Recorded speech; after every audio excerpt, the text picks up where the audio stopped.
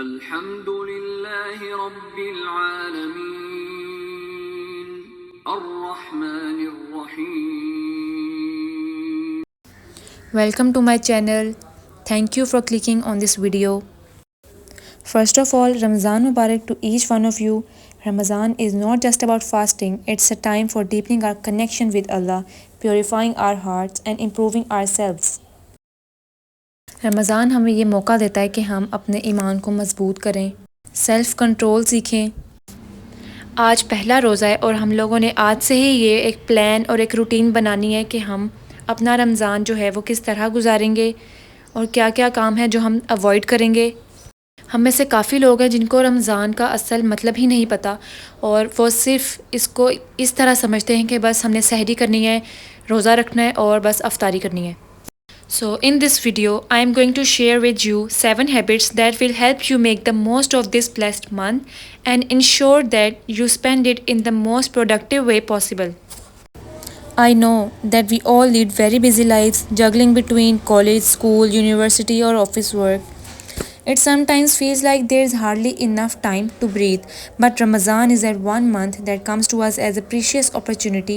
It's a month when we can pause and focus on building our relationship with Allah.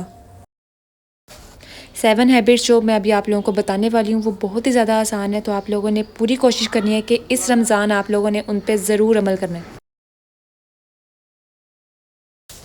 ہمارا سارا focus ہوتا ہے کہ ہم لوگوں نے نمازیں ساری پڑھنی ہے، روزے سارے رکھنے ہیں، لیکن رمضان صرف ان 2 چیزوں کا نام نہیں ہے. ایسی بہت سی چھوٹی چھوٹی باتیں ہیں یا حرکتیں ہیں جو ہم لوگ کرتے ہیں اور ہمیں پتہ بھی نہیں چلتا کہ ہمیں ان سے گناہ مل رہا ہے روزے کے دوران یا ہمارا روزہ خراب ہو رہا ہے. ویڈیو آپ لوگوں نے اینڈ تک دیکھنی ہے، آپ لوگوں کو ضرور کوئی نہ کوئی فائدہ ہوگا. رمضان میں ہمیں عام دنوں کے مقابلے میں اور بھی زیادہ محتاط ہونا چاہیے کہ ہم لوگ کیا بول رہے ہیں، کیوں بول رہے ہیں. So the first habit is to stop lying even in jokes. حضرت محمد صلی اللہ علیہ وآلہ وسلم سیڈ، میں ضمانت دیتا ہوں جنت کے درمیان ایک گھر کی اس شخص کے لیے جو مذاق میں بھی جھوٹ نہ بولے.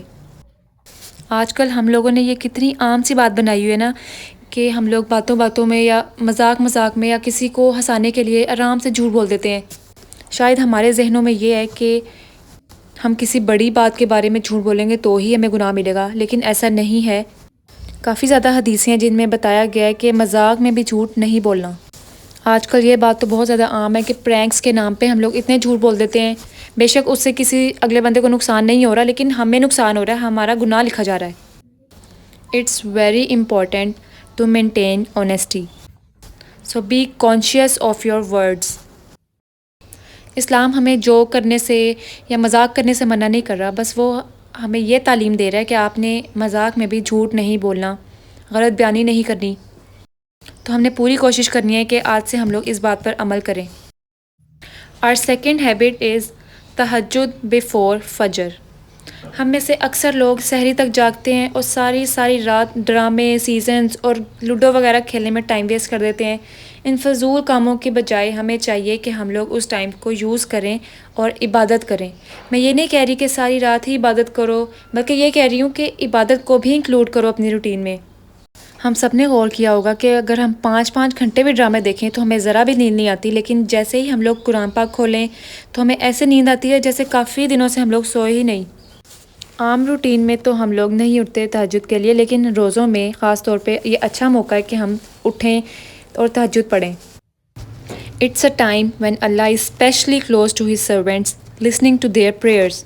اور اللہ اس وقت پہلے آسمان پر ہوتا ہے اور کہتا ہے کہ کوئی ہے جو میرے سے دعا کرے اور میں اس کی دعا قبول کروں. اللہ ایسا بادشاہ ہے کہ اگر اس سے نہ مانگو تو وہ ناراض ہوتا ہے، اور اللہ تعالیٰ تو خود کہتے ہیں کہ مجھ سے میرا فضل مانگو. اس چیز پہ تو ہم لوگ کافی آرام سے عمل کر سکتے ہیں رمضان میں. اگر ہم سحری سے تھوڑا ٹائم پہلے اٹھیں اور تہجد کے 2 نفل پڑھیں تو یہ کافی آسان ہو جائے گا. Imagine making dua during the stillness of night when the world is asleep and you are in the direct conversation with your creator. اس سے اور بہتر موقع کیا ہو سکتا ہے کہ ہم لوگ خاموشی میں جب ساری دنیا سو رہی ہے تو ہم اللہ تعالیٰ سے ڈائریکٹ باتیں کریں. Ramadan can be exhausting, especially when it comes to meal preparation. So the next habit is help mom in making aftari and sahri. اس رمضان ہم لوگوں نے کوشش کرنی ہے کہ ہم اپنے ماما کی پوری ہیلپ کریں کچن میں. یہ نہیں کہ ہم لوگ پورے افطاری یا سحری کے ٹائم پہ اٹھیں اور جا کے بس کھا لیں جو ماما نے بنایا ہے. ہم لوگوں نے ایسا نہیں کرنا. اس بار ہم لوگوں نے ماما کے ساتھ پوری ہیلپ کرانی ہے کچن میں. کوشش کرنی ہے کہ سارے جو چھوٹے چھوٹے کام ہیں وہ آپ ہی کر دو. جیسے آپ سحری میں تھوڑا سا پہلے اٹھو، جیسا کہ پہلے بتایا تہجد پڑھو، اور اس کے بعد ماما اگر کھانا بنا رہی ہیں تو آپ سارے برتن جو ہے وہ ٹیبل پہ جا کے سیٹ کر دو، اور جب سارے کھانا کھا لو تو اس کے بعد آپ اٹھا دو. مجھے پتہ ہے کہ صبح صبح کھانا بنانا تو بہت زیادہ مشکل ہے، تو اس سے اچھا ہے کہ آپ جو برتن والا کام ہے وہ تو آپ آرام سے کر سکتے ہو. اس کے بعد آپ برتن دھو بھی دو. اس میں کوئی بڑا مسئلہ نہیں ہے کہ ہائے میں برتن دھوؤں کیسے دھوؤں، مجھے تو نیند آ رہی ہے. ایسا نہیں، صرف 5 سے 10 منٹ لگتے ہیں. اور شام کو 5 بجے کے بعد تو بہت روزہ لگ رہا ہوتا ہے، تو اس وقت ہمت کرنا جو ہے وہ بہت ہی مشکل کام ہے. ہم لوگ یہ کیوں بھول جاتے ہیں کہ ماما کو بھی روزہ لگ رہا ہوگا. ہم سمجھتے ہیں کہ نہیں بس ہمیں ہی روزہ لگ رہا ہے، ماما کی تو روٹین ہے یا عادت ہے، ان کو تو کرنا ہی ہے یہ والا کام. یہ بات صرف میں لڑکیوں سے نہیں کری، لڑکوں سے بھی کر رہی ہوں کہ اپنی ماما کی ضرور ہیلپ کیا کرو کچن میں. افطاری کے لیے آپ چھوٹے چھوٹے کام کر سکتے ہو، جیسے کہ اگر فروٹ چاٹ بن رہی ہے تو آپ سارے فروٹس کاٹو. اور پکوڑے اور فنگر چپس تو تقریباً روز ہی بنتی ہیں، تو آپ کو چاہیے کہ روز آپ اس کے آلو خود کاٹو. ماما کو صرف فرائی والا کام دو. اس ٹائم مجھے پتہ ہے کہ سب کو بہت زیادہ بھوک لگ رہی ہوتی ہے، ہمت ہی نہیں ہو رہی ہوتی، تو آپ لوگ یہ کر سکتے ہو کہ ساتھ کوئی نہ کوئی ویڈیو لگا لو، اسلامک لیکچر سن لو، تاکہ آپ لوگ ساتھ آرام سے کام کر سکو. Our next point is self-analysis. This is unique and the most important habit. Self-analysis during Ramadan is very crucial because shaitan is in prison. پہلے تو ہمارے پاس یہ بہانہ ہوتا ہے نا کہ شیطان نے ہمیں بہکایا اس لیے ہم سے گناہ ہو گیا، لیکن اس time we have opportunity to examine ourselves without the distraction and whisper of شیطان. اگر ہر برائی کے پیچھے شیطان ہے تو رمضان میں تو شیطان قید ہوتا ہے، تو یہ سارے گناہ ہم سے کون کروا رہا ہے؟ ہمیں اس بات پر غور کرنا چاہیے کہ ہم شیطان کے بہکائے بغیر عادتاً مجبور ہو کے وہی والے کام دوبارہ کری جا رہے ہیں، اور ہم لوگ ریئلائز بھی نہیں کر رہے کہ ہم لوگ خود سے کر رہے ہیں. اس میں شیطان کا کوئی عمل دخل نہیں ہے. اگر سارے گناہوں کے پیچھے صرف شیطان ہی ہے تو رمضان میں بھی تو ہم لوگ نیوز سنتے ہیں کہ فلاں جگہ چوری ہو گئی یا کسی نے کسی کا قتل کر دیا. تو یہ سارے گناہ ہمارا نفس ہم سے کرواتا ہے. اگر ہم ہر کام کرنے سے پہلے سوچ لیں کہ یہ کام کیسا ہے، تو ہم لوگ خود انالیسس کر سکتے ہیں کہ یہ والا کام صحیح ہے یا غلط ہے. تو اس رمضان ہم لوگوں نے اپنا سیلف انالیسس ساتھ ساتھ ضرور کرنا ہے. اگلا پوائنٹ ہے listening to Islamic lectures instead of music. ہم سب کو اس بات کا پتہ ہے کہ میوزک از حرام، لیکن ہم پھر بھی اسے سنتے ہیں.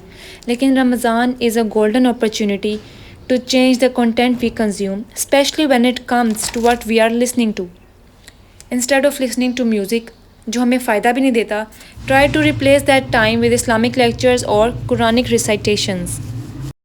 ہم لوگ جب یونیورسٹی جا رہے ہوتے ہیں تو راستے میں ہم لوگ ہیڈ فونز لگا کے اس میں گانے سن رہے ہوتے ہیں، بلا وجہ کا گناہ ہم لوگ اکٹھا کر رہے ہوتے ہیں.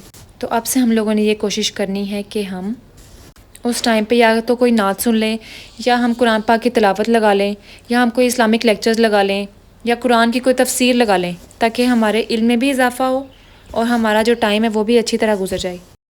یہ تو سب کو پتہ ہے نا کہ جو ہم لوگ چیزیں سنتے ہیں اپنے دن میں وہی چیزیں ہمارے ذہن میں گھومتی ہیں.